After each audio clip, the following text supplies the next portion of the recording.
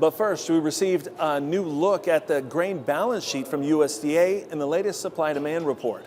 And the agency making a big cut to corn stocks on greater use for ethanol and larger exports, coming in at 1.7 billion bushels, down 200 million bushels from last month. Soybeans were left unchanged at 470 million bushels, while wheat comes in at 795 million bushels, a cut of 20 million, but still up 14% from a year ago. AgDay's Michelle Rook has been poring over the latest report. And Michelle, the news sent grains higher, especially corn.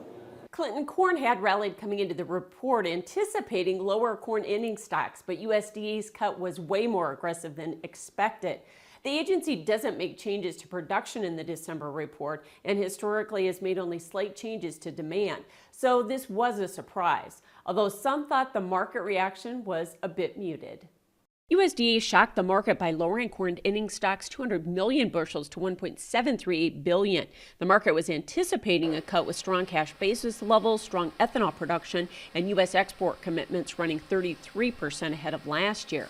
However, USDA raised demand a whopping 200 million bushels. I think you could make pretty darn good case for exports going up 150. As far as ethanol goes, I think it's a mixed bag. Ethanol grind's been fantastic over the last few weeks, but seen a little bit of a slowdown here over the last week or so, and we're hearing maybe some more slowdowns ahead. So, maybe that ethanol number has to actually go back down later. I'm not sure, but exports, there's probably still a little more meat on the bone there if we continue to see in the sales that we've seen here lately. The other surprise was that USDA was this aggressive, with talk recently that export demand was front-loaded due to tariff concerns and may shut off when the Trump administration takes office.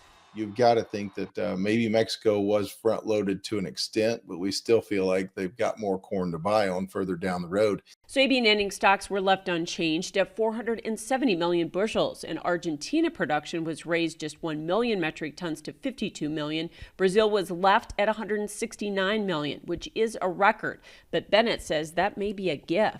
You look at Brazil, and they could have adjusted Brazil up some. I mean, USDA's been a little bit low compared to some of the private estimates. We've seen private estimates into the mid 170s even. Right. And so right now, the thing is, for the bean market, you just haven't been able to find a good reason to rally.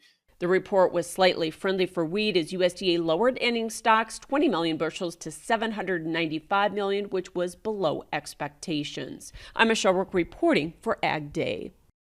Coverage of the Milk Business Conference on Ag Day is brought to you by Rabo AgriFinance. Discover how local relationship managers and global sector expertise can help you address challenges and seize opportunities. Rabo AgriFinance. Let's talk. Learn more at www.raboag.com.